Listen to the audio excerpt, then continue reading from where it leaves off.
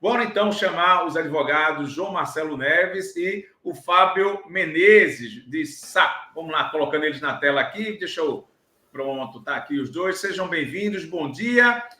Não vou fazer o que eu faço com os meninos aqui. Não, pronto, um já deu bom dia, já tranquilizou. Que eu dou o bom dia e fica aquela, né? Quem vai dar o bom dia, né? Mas, enfim, Fábio e doutor Fábio Menezes de Sá Filho e João Marcelo Neves, especialistas em direito desportivo. E nada melhor, né? Claro, eu tenho formação também em direito, mas não tenho essa especialização. Quem sabe em breve, mas não é o momento. E nada melhor do que buscar pessoas, né, que têm esse carimbo aí dessa especialização, que trabalham com isso. Doutor João Marcelo Neves, doutor Fábio Menezes de Sá Filho, o que o torcedor quer saber depois de tudo isso, torcedor do esporte? Qual a solução para o Leão da Praça da Bandeira? Onde estamos e para onde vamos com toda essa confusão? Qual a visão de vocês jurídica? Vou começar, Fabinho. Bom dia a todos. Mas vou passar a palavra para o mestre Fábio aí, um cara de referências extremas no assunto. Se ele quiser dar o start aí na conversa, eu acho que ele caiu. Pronto, agora tá na tela. Fui passar logo no momento que ele tinha caído. Tem problema não. Vamos lá, doutor Fábio, por favor. Bom dia, Alessandro. Bom dia, Pedro Maranhão. Bom dia, doutor João Marcelo. Agradeço aí já o convite, né, do grande Alessandro. Indicação também do meu grande amigo Felipe Lima, Ferreira Lima. Isso. E o tema ele é um tanto quanto polêmico, né, sem dúvida alguma, porque a gente tem já uma narrativa, né, dos fatos que já denota, né, uma situação problemática, né, para os envolvidos, especialmente, claro, para o lado rubro-negro, né, rubro-negro pernambucano. A gente não pode esquecer que o maior debate, o centro da discussão, ela reside na escalação do atleta nos jogos pelo Internacional, antes da contratação pelo clube, né, pelo esporte, e se a condição de você ser apenado no banco de reservas entra ou não na contagem para o impedimento de transferências, que é quando você atinge 7 jogos, né, de acordo com o regulamento específico de competição de 2021 da Série A, que se repete em todos os outros regulamentos da Série B, C e D. É o mesmo regramento de impedimento. A partir do 7º jogo, você já não consegue ser transferido para uma equipe da mesma série, pelo menos, a mesma divisão. Então, esse é o primeiro aspecto que a gente tem que analisar. Se, de fato, essa participação do Pedro Henrique no jogo contra o Juventude, que ele foi apenado com cartão amarelo quando ele achou que uma marcação da arbitragem aos 31 do primeiro tempo, o próprio Edenilson também chutou a bola para longe, uma marcação de uma falta, e ele do banco de reservas também, de certa forma, não concordou e foi apenado com esse cartão amarelo, né? Essa foi a 6ª partida que ele teria atuado, de acordo com um dos regramentos que a gente vai falar já, pelo Internacional. Foram 5 entrando como titular o banco de reservas, a 6ª foi essa do jogo do Juventude, ele apenado estando no banco de reservas, e a 7ª partida foi um tanto quanto curiosa. A 7ª partida foi contra o Flamengo, aquela vitória de 4-0 no Maracanã, que o Internacional teve, já com o Renato Gaúcho na equipe, numa sequência boa que tinha. O Tyson voltando para a equipe, já estava alguns jogos disputando, já vinha, tanto que ele, de Copa do Brasil, Libertadores e Série A, ele já tem 18 jogos, mas foi o único gol que ele fez, foi nessa partida com o Flamengo, foi o 3º gol. E o interessante é porque quem está no banco de reservas, na hora que vão comemorar com o Tyson, são 8 atletas, não é só Pedro Henrique. E os 8, eles invadem, de certa forma, o campo e comemoram ali da linha lateral para a linha de fundo, entrando pelo campo, e só Pedro Henrique leva o cartão amarelo. É um tanto quanto curioso, mas essa é supostamente a 7ª partida do Pedro Henrique. A dúvida é se essa partida do Juventude e a do Flamengo, ele levou ou não o amarelo para contar como 6ª e 7ª partidas. Se a gente considerar que são as 6ª e 7ª partidas, ele não poderia ir para outro clube da Série A. Ele poderia jogar na Série B, poderia jogar na Série C, poderia jogar na Série D, mas não em qualquer outro clube, não é o Sport, é qualquer outro clube da Série A. Esse é o primeiro ponto. Aí vamos para as normas, né? O que é que dispõe cada um dos regramentos que são aplicáveis especificamente a essa situação? Nós temos primeiro o Regulamento Geral de Competições, que no artigo 43, lá no seu caput, ele diz, olha, nós temos um limite máximo de partidas a serem disputadas por uma equipe que vai impedir que você seja transferido para uma outra. Mas quem vai disciplinar isso, essa quantidade de partidas, é o regulamento específico. Então, ele delegou essa função ao regulamento específico. Por sua vez, vem um regulamento específico que diz: você só pode jogar até 6 partidas. A 7ª, você já fica impedido de ser transferido para outra equipe da mesma divisão. Vem o parágrafo 1º para dizer o que é atuar. Atuar é você ou entrar na partida como titular ou sair do banco de reservas. Se a gente for interpretar a norma somente de forma exclusiva, seria excelente, seria uma saída para o esporte. Se constasse lá que atuar seria exclusivamente você entrar como titular ou sair do banco de reservas. Se houvesse essa norma exclusiva, até a norma geral complementar e aplicação subsidiária não seria possível você utilizar. Esse é o detalhe. Nós temos uma regra que disciplina a matéria, dizendo que atuar é você estando como titular ou reserva durante uma partida, e aí você vem a norma geral, o mesmo 43, no seu parágrafo único, complementa o raciocínio e diz: olha, se você, na qualidade de substituto, levar um cartão amarelo ou um vermelho, que é a expressão técnica que tem lá, é apenado pela arbitragem, você vai considerar, para efeito de cômputo dos 7 jogos, essa respectiva punição. É como se ele tivesse entrado em campo, né? E aí você vai perguntar, essa norma foi criada para que efeito? Se a gente lembrar, em 2013, nós tivemos o caso Everton, da Portuguesa, que foi um tanto quanto emblemático também, porque o rebaixamento foi definido por conta disso, né? O STJD fez um julgamento já nas vésperas da rodada, na última rodada, na sexta-feira, e tanto o Flamengo quanto a Portuguesa foram apenados, né? Tiveram atletas apenados para cumprir mais uma partida de suspensão. O Fluminense seria rebaixado no campo, e aí o Flamengo, no sábado, jogou a partida com esse atleta que não podia ter sido escalado, e já iria perder pontos, né? E seria trocado de posição, o Fluminense seria salvo, o Flamengo cairia. No domingo, quem jogou com atleta irregular foi a Portuguesa. Escalou o Everton entrou no segundo tempo e foi suficiente para que a Portuguesa perdesse os pontos da partida, e isso fosse o suficiente para ele trocar de posição agora com o Flamengo, e a Portuguesa foi rebaixada. E a gente sabe nos bastidores que o advogado da Portuguesa foi informado do Dr. Valdo Sestário dessa punição e que não poderia escalar esse atleta de forma alguma. Depois de sair, o conceito de atuar foi sendo modificado, e para essa redação que nós temos hoje. A redação do parágrafo único do 43 é justamente para evitar que algum regulamento específico de competição não traga uma disposição expressa nesse sentido. De dizer, olha, se você realmente está no banco de reservas e for apenado, o cara levou um cartão vermelho, não tem como você não cumprir a automática. Isso aí vai contar como partida. Então, para não ter dúvida, o Regulamento Geral de Competição trouxe essa regra. A melhor redação seria se o Regulamento Geral também dispusesse o que é atuar, já complementando com o que normalmente vem constando no Regulamento Específico de Competição. E a gente resolveria esse problema. O doutor João Marcelo, o que a gente está conversando desde ontem, inclusive baseado no depoimento do Andrei Campos, que é ainda repórter... Especialista no... isso. Repórter e advogado especialista em direito esportivo. Isso, tem formação em direito. O que a gente fala, né, que até para estudo de concurso público, né, a hierarquia de leis, ou tem mais força, leis específicas, né, enfim, como o Estatuto da Criança e do Adolescente, né, enfim, e por aí vai. Não se aplica de forma alguma essa hierarquia ou essa força da lei do regimento específico do Campeonato Brasileiro. Ele não tem mais força do que o geral. Não dá para usar essa dinâmica? Respondendo objetivamente à pergunta, Alessandro, essa hierarquia das normas ela é aplicável em qualquer ramo do direito. Não só no direito desportivo, mas qualquer outro ramo. O direito desportivo não é um mundo à parte do direito. Ele é um dos ramos do direito. Então, a hierarquia das normas existe para ser aplicada. Na minha concepção, inclusive o próprio artigo 1º do regulamento específico, ele diz lá que, havendo conflito entre as normas, regulamento geral e regulamento específico, se aplica o regulamento específico. E é onde, imagino que seja a tese do esporte, é onde Andrei Campos bateu na coluna dele, no Lei em Campo, dizendo que há um suposto conflito, uma possibilidade de conflito entre essas normas. Na minha visão, uma análise estritamente técnica aqui, e eu conversei muito com o Fabinho e com outros pares que atuam até no STJD, não há esse conflito. Na verdade, o regulamento geral, como o Fabinho falou no início, ele aplicava a todas as competições reguladas pela CBF. Então, ele é aplicado à Copa do Brasil, ao Campeonato de Série A, B, C, D, Copa do Nordeste, enfim. Apesar de ser Copa do Nordeste, mas ela é uma competição CBF. E o regulamento específico, ele destrincha aquela competição.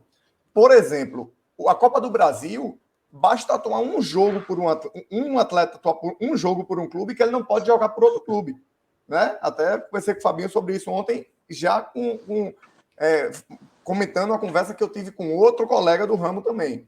Então, na minha ótica, é muito claro. O regulamento geral, ele fala especificamente aqui que no parágrafo 1º considera-se como atuação o ato de iniciar a partida e no segundo, desculpa, no parágrafo único, desculpa, estava lendo o regulamento específico. Ele diz que o atleta vier a ser apenado será considerado como partida disputada para fins de quantificação do número máximo a que alude o CAPT. Ou seja, ele menciona o CAPT. Aí a gente vai para o CAPT desse artigo. Né? Eu estou falando aqui bem o juridiquês, né? Depois a gente destrincha aí para a torcida aí entender. E aí o artigo, o CAPT dele, ele fala que ele faz remissão ao regulamento específico. Ele diz que o fato de constar na súmula e aferir o número de partidas tem que entrar em campo na forma do regulamento específico. Então, ele diz, pessoal, para fins de contagem do que o artigo 11 lá do regulamento específico diz, são 7 jogos, a gente entende que está no banco e levou cartão, foi apenado cartão amarelo ou vermelho, vai entrar na contagem. Ele não conflita, ele complementa, ele esclarece até, né? Voltando, o regulamento geral diz, para fins do artigo 11 do regulamento específico, vai contar como partida disputada aquela que o cidadão ficar no banco e levar cartão amarelo ou vermelho.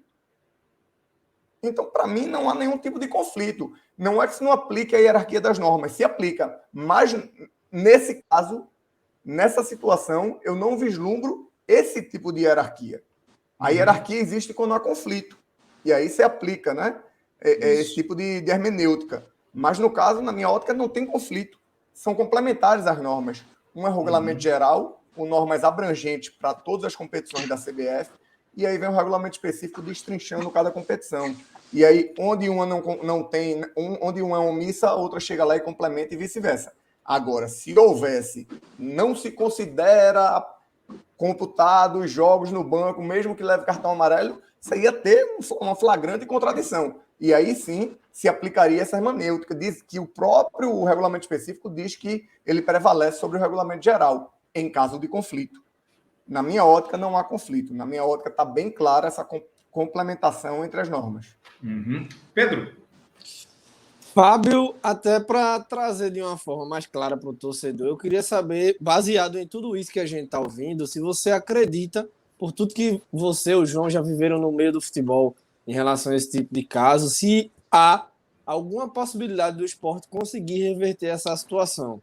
Ou se por tudo que vem sendo apresentado por vocês aqui na live, no programa, vocês acham muito difícil uma possível resolução favorável ao Leão, né? Pedro, se a gente analisar rigorosamente essa construção dos dispositivos, né, desde quando veio esse caso Everton e os regulamentos subsequentes, com a própria colocação de alertas, né, no próprio sistema de gestão web da CBF, a gente tem uma total inclinação pela aplicabilidade da norma do jeito que a gente narrou aqui agora, que o parágrafo único, ele complementa, né, todas as disposições do regulamento específico para considerar esse atleta que está no banco de reservas para efeito da contagem de partidas como uma partida realmente, efetivamente disputada. E aí vai entrar na contabilidade dos 7 jogos. O que a gente tem assim ainda de alguma abertura para debate é justamente em relação a quantos pontos, ultrapassar essa etapa, quantos pontos, né, o esporte perderia, né, em relação à escalação do Pedro Henrique, aí sim, quando já estava no clube. Aí tem um debatezinho pequeno só para saber se vão ser 14 ou 17 pontos que vão ser perdidos. Deu uma quedinha na internet. Pode sim. Não perder o tema, eu vou prosseguir na linha de raciocínio do Fabinho. O 214 do CBJ dele prevê a punição por jogo que o atleta não só participou, aí é diferente já lá do regulamento, é o que ele basta constar na súmula. Né? Diz incluir atleta em súmula ou documento equivalente, ou seja, em qualquer tipo de relacionamento, o atleta foi relacionado para o jogo, passa a incidir aquele artigo 214, que é o atleta irregular. Ele participou, constando em súmula, em documento equivalente do jogo, estando em condição irregular, o clube é apenado com 3 pontos por jogo, mais aqueles pontos que eventualmente tenha conquistado nas partidas. E aí é essa discussão que também, certamente, o esporte vai trazer à tona. Viu, Fabinho? Eu complementei teu raciocínio, vou devolver a palavra falando da questão de que o 214 fala só de... basta incluir na súmula o documento equivalente, né? E aí vem esse debate se precisa ter uma participação efetiva ou não. Mas o texto da lei é bem claro nisso, e eu vou te devolver a palavra. Uhum. Obrigado, doutor João. Nada. É o seguinte, a norma do 214 do CBJD, ele disciplina que basta você incluir o atleta em súmula. Incluir o atleta em súmula, ele estando em forma irregular, você vai perder o número de pontos que você conquistou, eventualmente, e mais o número equivalente à vitória. Então, você perde os 3 pontos, né, equivalente à vitória da partida, e mais a pontuação que conquistou. Se teve um empate, perde esse ponto de empate, e se teve vitória, perde os 3 pontos da vitória. Inclusive, para a contabilidade de critério de desempate, que a gente sabe que vitória é um dos critérios, você, inclusive, retira para critério de desempate até essa vitória que você teve, né, cassada, eventualmente, numa decisão do STJD, reconhecendo a escalação irregular do atleta em determinada partida. E aí vem a grande questão, né? O atleta foi escalado e, de fato, jogou, né, 4 partidas, né, como titular, e, se eu não me engano, uma foi saindo do banco de reservas. Se não foram as 4 como titular, uma foi saindo do banco de reservas, e a outra ele não foi realmente utilizado em campo, mas foi relacionado para a partida, ficou no banco de reservas, foi contra o Atlético Mineiro, aquela derrota de 3-0. 5 no total, né? Então, Fabinho? 4 entrando a gente teria, mais uma a gente banco, teria, né? exato, a gente teria pelo menos 5 constâncias em súmulas, que essa é a questão, né? O 214 fala em constar em súmula. Se a gente for aplicar literalmente o artigo 214, a perda de pontos vão ser desses 15 pontos, né, 3 vezes 5 partidas, e mais os 2 empates, com Chapecoense e Atlético Paranaense fora de casa, que aí você já tem um somatório de 17 pontos. Hoje, se realmente houvesse, né, uma denúncia Então, para... Só esclarecer, Oi, os empates do Sport não contam 3 pontos a menos, não. 1 ponto por empate. Não, ele perde 3 de cada jogo, mais o ponto que adquiriu. Então, desses jogos, eles vão perder 4 cada. Tá. 3 mais 1. Isso. Entendi. É isso, Exato. Fabinho? Se fosse vitória, seria 3 mais 3. 3 mais 3. Você já perde os 3 pontos, equivalente a uma vitória. De cara. É a título de punição, né? Do placar. Isso. E se o placar foi pontuado, você vai perder também a respectiva pontuação. Uhum. Por isso que a gente senhores, tem uma perda aí... Oi, Pois não, pode continuar. Desculpa. Por isso que a gente tem uma perda aí de 4 pontos contra o Atlético Paranaense, 4 contra a Chapecoense e mais 3 nas outras respectivas 3 partidas. A única situação aí que você poderia argumentar é que a gente poderia tentar dizer assim, olha, a escalação de um atleta sem condição de jogo é diferente de um atleta que não tenha contrato, que esteja numa situação irregular de contratação, né? Você não teve a publicação no BID e escalou o atleta, né? O sistema hoje nem permite. Mas se houvesse alguma escalação irregular do ponto de vista do vínculo, né, contratualmente, esse é indiscutível. Você realmente teria a perda, se essa fosse a condição, a gente teria a perda dos 17 pontos, indiscutivelmente. Como a gente pode argumentar aí que nós temos uma questão de condição de jogo, né, e a do Atlético Mineiro, a partir do Atlético Mineiro, ele de fato não foi utilizado em campo, a gente poderia tentar argumentar que a Mineiro não iria ser contabilizada para efeito. Bom, deu mais uma vez um probleminha na internet do Dr. Fábio. Complementa, por favor. Eu acho que ele ia dizer que aí entraria os 14 pontos, porque esse que ele não entrou, não nessa tese aí, né, que poderia ser levantada, ele não efetivamente participou. Eu acho que foi isso, não deu para pegar aí a conclusão. Doutor João, curiosamente, a gente sabe que tem que acontecer denúncia, né? E curiosamente até aconteceu. Denúncia que a gente foi fala. invertida a situação, né? O que a gente fala de denúncia é de clube, né? Para clube. Ou da própria procuradoria do STJD. Isso, também, pronto. Ia ser outra pergunta que eu ia fazer. Mas aproveitando o raciocínio,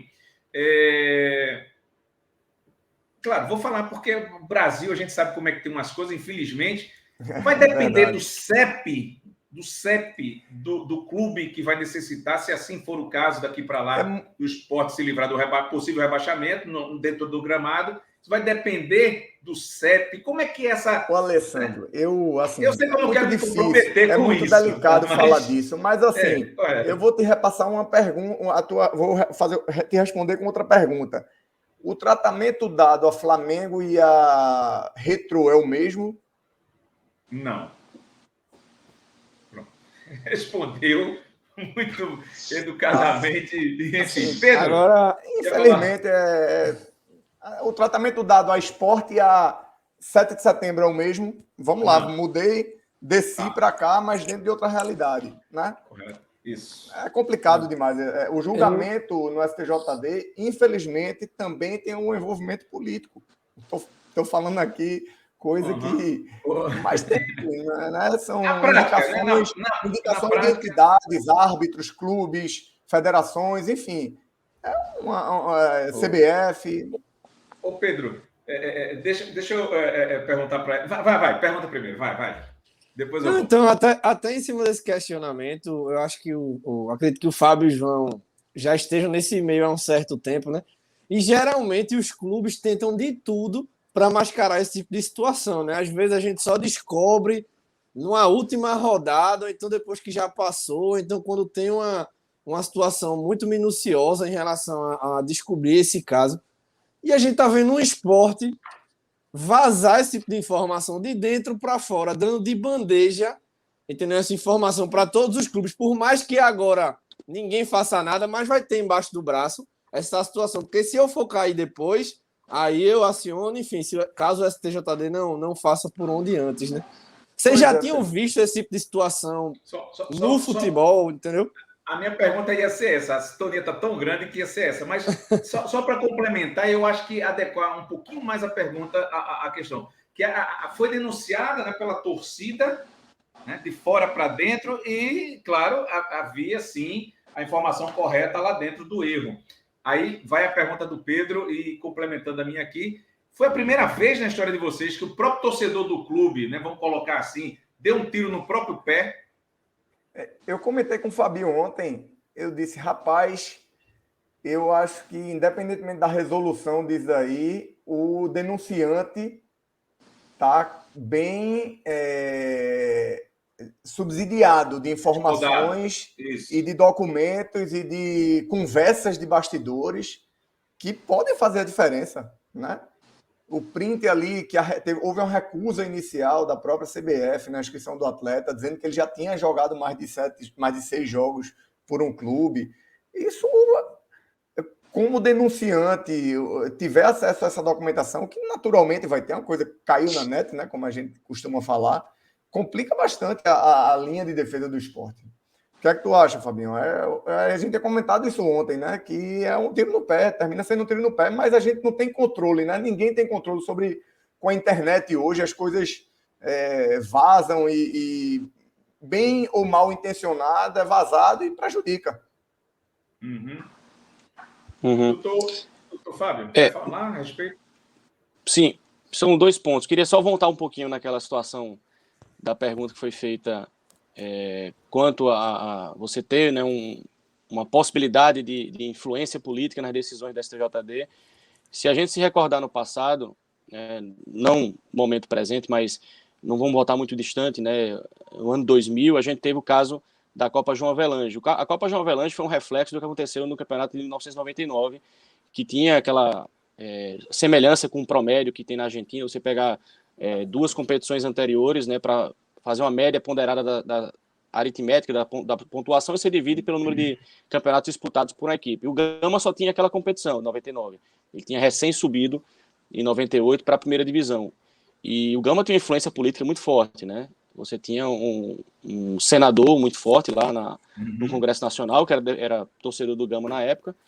E a gente sabe, né? O Sandro Hiroshi foi escalado em regulamento pelo São Paulo, uma vitória de 5-1 pelo São Paulo contra o Botafogo. E uma interpretação de uma resolução da presidência da CBF fez com que os pontos da partida que o Botafogo não conquistou em campo fossem passados para ele. É como se agora, por exemplo, os pontos da partida das equipes que o Sport enfrentou, os 3 pontos fossem para a equipe adversária. Isso não é algo razoável, mas existia uma resolução da presidência que permitia essa interpretação.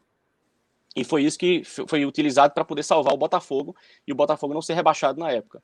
Então, existe sim um poder político que pode influenciar em decisões, até porque o STJD ele tem apenas autonomia de gestão. A parte financeira é gerenciada totalmente pela respectiva entidade da administração do desporto criadora, que no caso é a CBF. Aqui a gente também tem o TJD local, ele tem autonomia de gestão, mas não tem autonomia financeira. Quem banca a parte financeira é a Federação Pernambucana de Futebol. Toda a entidade da administração do esporte tem seu TJD, pelo menos deveria ter, né, por força legal, e ela é quem banca a parte financeira. A respectiva entidade esportiva só tem autonomia de gestão.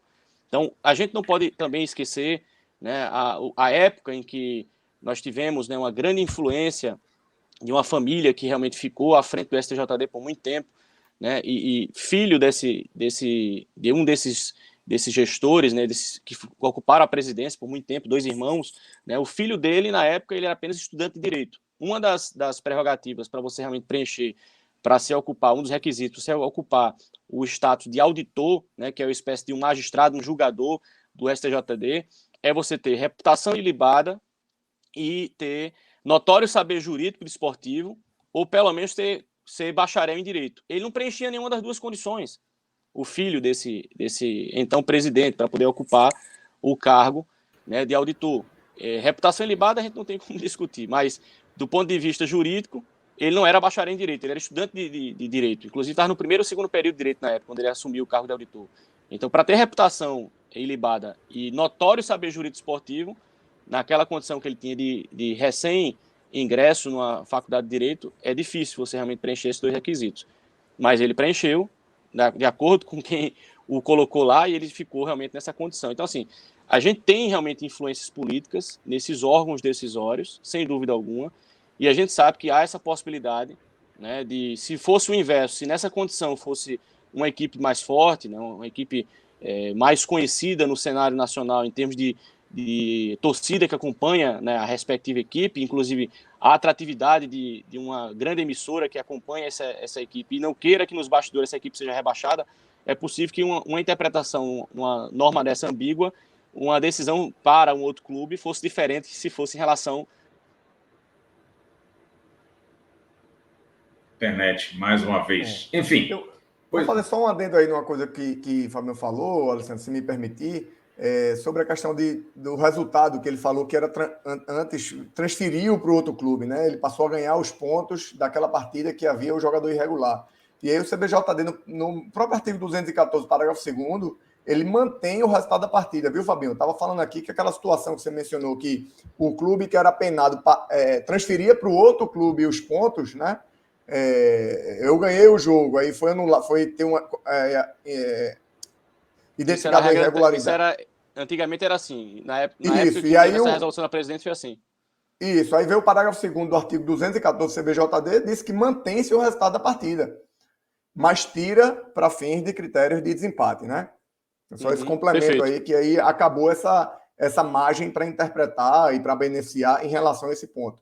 O CBJD é de 2003, né? É uma resolução número 1 do Conselho Nacional de Esportes. Isso aí essa regra já foi um reflexo para evitar que qualquer norma da CBF disciplinasse algo diferente. O CBJD já resolveu esse problema, né? Isso. E voltando para a segunda pergunta de Alessandro, né? Você ter essa possibilidade de a própria equipe ter pessoas nos bastidores que tenham informação privilegiada e soltar, realmente eu não conheço com esse poder de vazão que teve agora, ainda mais em pouquíssimo tempo.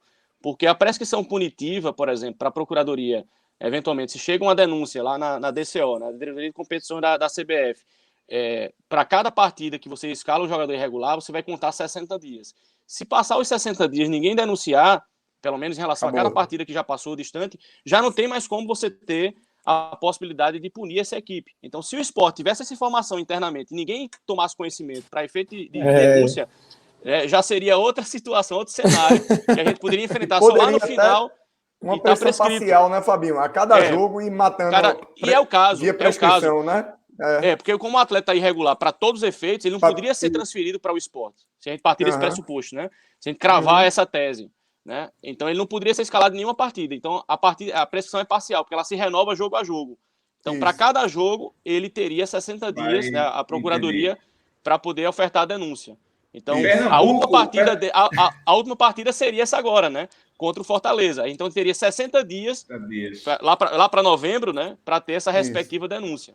Pernambuco, com muito orgulho, tem na sua história, né? A primeira vez que aconteceu isso, aquilo, primeiro isso, a primeira, enfim. Primeiro clube, que orgulho. Bota a faixa, quem denunciou, quem botou no ar, bota a faixa. Eu fui o primeiro a denunciar o meu clube, eu fui não sei o que lá. Vai ficar linda a faixa. E faz o seguinte, quando tiver o público lotado na ilha, tu vai para a arquibancada, ali na Jovem. Anda por ali com a faixa. Porque foi um serviço arretado que vocês fizeram aí para o nosso querido Sport do Recife, que já anda... Infelizmente, a política, né, dos clubes aqui de Pernambuco, o Náutico já passou por uma situação mais delicada em razão da política. O Santa Cruz está passando e o Sport não está sendo diferente. É lamentável. Enfraquece o futebol, né? Enfraquece o Estado. A gente tem nossas rivalidades aqui, mas a gente quer todo mundo forte, não todo mundo fraco, né? Uma rivalidade nivelada por cima. Só a última pergunta, que é uma dúvida de muitos torcedores. Se o Inter teria alguma culpa nessa situação por ter transferido o jogador para o Sport com a quantidade de jogos realizadas já? Eu só pediria que fosse mais sucintos na resposta, porque a gente vai dar sequência em outras pautas. Na minha visão, não. Dúvida. Se a gente falar do ponto de vista jurídico, não há nenhuma responsabilidade do Internacional, até porque o alerta do sistema já informou ao Sport que aquele atleta estaria em condição irregular quando houve a tentativa. Mas na hora da venda... Mas na hora da negociação... Na hora da negociação, eu comparo, me permitam, doutores, você vender um produto estragado, que sabe que o negócio está deteriorado, que daqui a pouco vai dar um negócio aí, e não explicar. Né? Por esse lado tem razão, Alessandro.